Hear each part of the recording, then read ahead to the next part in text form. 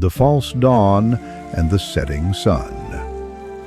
In the final revelation to humanity, God addresses his most beloved prophet with a stark and inescapable truth, a reality that binds all mortals, even the messengers. Indeed, you, O Muhammad, are to die, and indeed they are to die. Quran, chapter 39, verse 30. How does a community whose very heartbeat is the presence of one man survive the day that heart stops beating?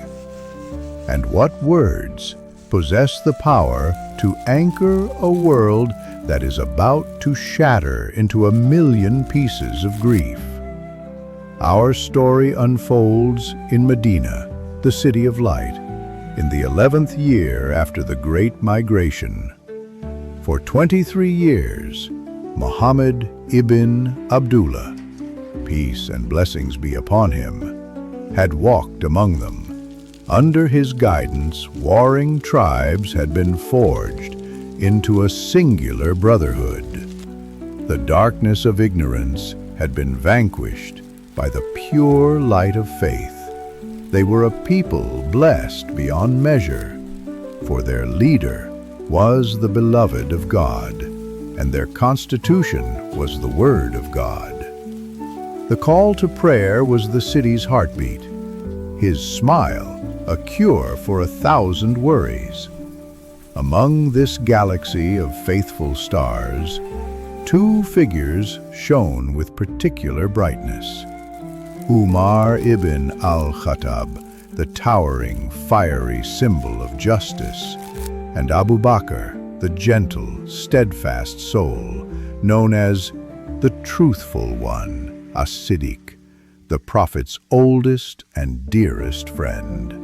A premonition had touched the most perceptive hearts months earlier during the farewell pilgrimage.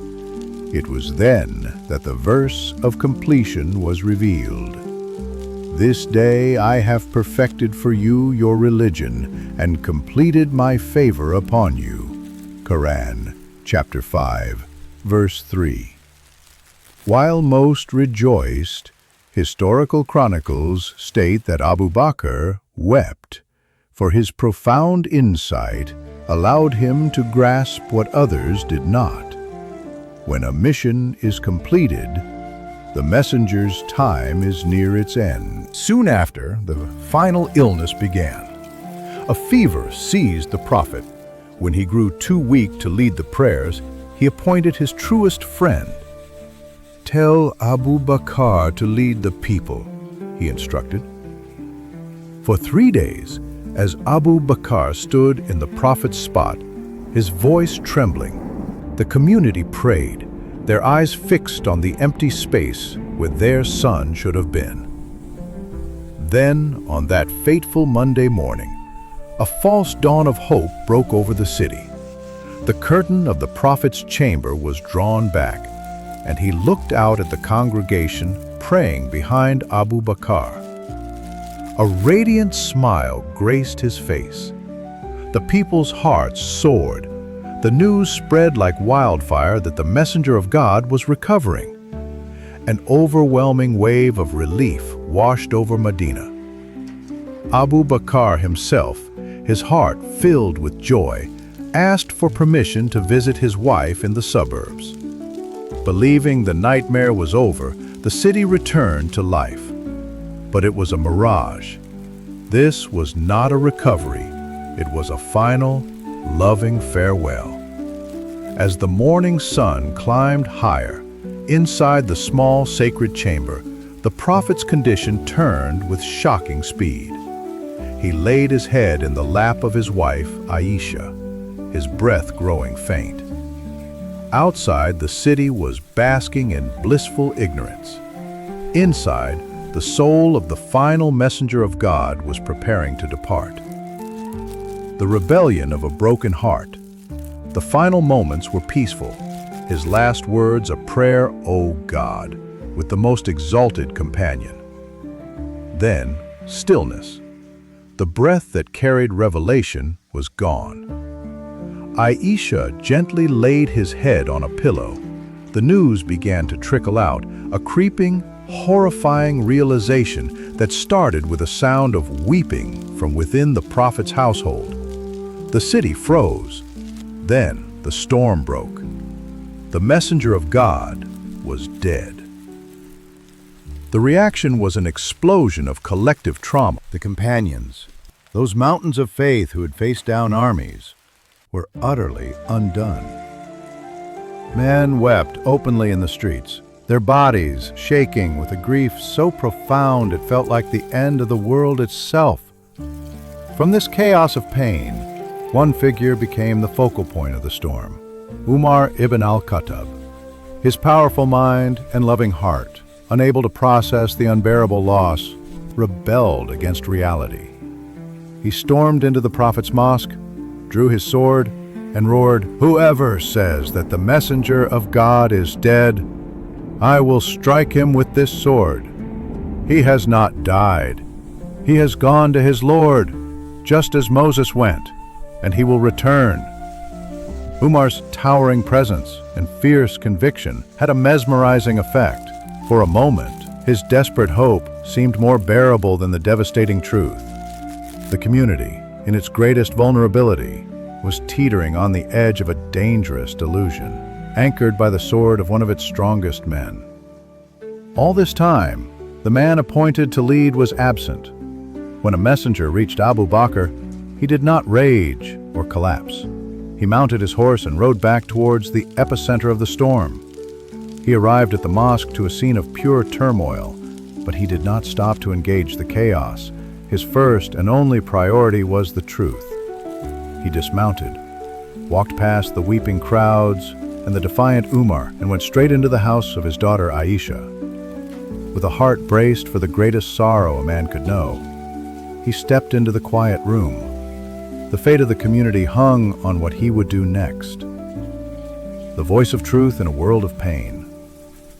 Inside the chamber, a holy silence reigned. Abu Bakr knelt. With a trembling hand, he drew back the cloak covering the luminous face of his dearest friend of 40 years. It was serene, peaceful. He leaned down and placed a gentle kiss on the prophet's forehead. Tears streamed down his cheeks. "You are dearer than my father and my mother," he whispered. "You have tasted the death which God had decreed for you. No death will ever befall you after this." His personal grief, deep as an ocean, was now set aside for a public duty as heavy as the mountains. He walked back into the maelstrom of the mosque. Umar was still on his feet, his voice raw. Abu Bakr did not shout. He simply walked towards the pulpit. "Sit down, O Umar," he said calmly. But Umar did not heed him. Realizing that reasoning with Umar was futile, Abu Bakr turned to the true audience, the lost and frightened people. He ascended the steps, took a breath to steady his own shattering heart, and began to speak. His voice, though not as loud as Umar's, carried an authority that cut through the noise. It was the authority of truth. "O people," he began, his voice ringing with clarity, "whoever among you worshipped Muhammad, then let him know that Muhammad is dead." The statement was a bolt of lightning. It was stark, honest, and utterly heartbreaking. He delivered the pure truth, knowing it was the only cure, but he did not leave them in that darkness. He immediately followed it with the eternal consolation. "But whoever among you worshipped God, then let him know that God is ever living and never dies." He severed their dependence on the mortal man and reconnected them directly to the immortal God. To seal his words with divine authority, he recited a verse they had all heard, but which now sounded as if it were being revealed for the very first time. Muhammad is not but a messenger. Other messengers have passed on before him. So if he was to die or be killed, would you turn back on your heels to disbelief?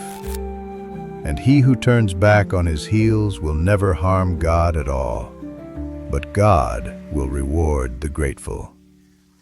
Quran, chapter 3, verse 144, as narrated in the collection of Imam al-Bukhari. Umar later said, "By God, when I heard Abu Bakr recite it, my legs could no longer support me, and I fell to the ground. I knew then with certainty that the messenger of God had indeed died." Sahih al-Bukhari 4454. The rebellion of grief was over. Umar's sword was lowered. Abu Bakr's words had pulled the community back from the brink. The sun had set, but he had just lit a torch, ensuring the city of light would not be plunged into darkness. The legacy of the truthful one. The crisis was over, but the work of Abu Bakr had just begun.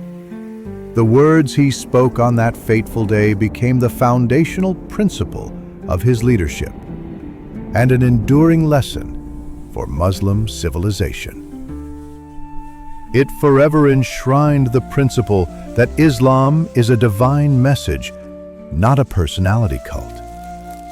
It protected the community from the error of previous nations who had deified their prophets.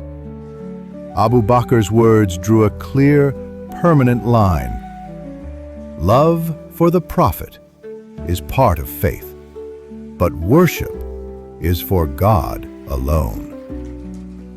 His actions gave him the moral and religious authority to face the impending wars of apostasy, where tribes, mistakenly believing their allegiance ended with the prophet's death, refused to pay the obligatory charity.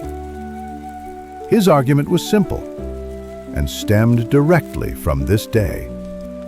The allegiance was to God and his system, and that system had not died. The story teaches a timeless lesson on processing grief through faith. Abu Bakr's tears showed his humanity. His words showed his submission. This balance is the essence of righteous character. A soft heart that feels pain and a firm mind that accepts the will of God. It teaches that true leadership is not always about comforting people. Sometimes it is about having the courage to state a difficult truth to save them from a greater harm. Every prayer said since that day is in some small way indebted to the courage of the man the prophet called his dearest friend. He demonstrated that true love for the prophet is not to deny his death, but to live by the unchanging truth he brought from the ever-living God.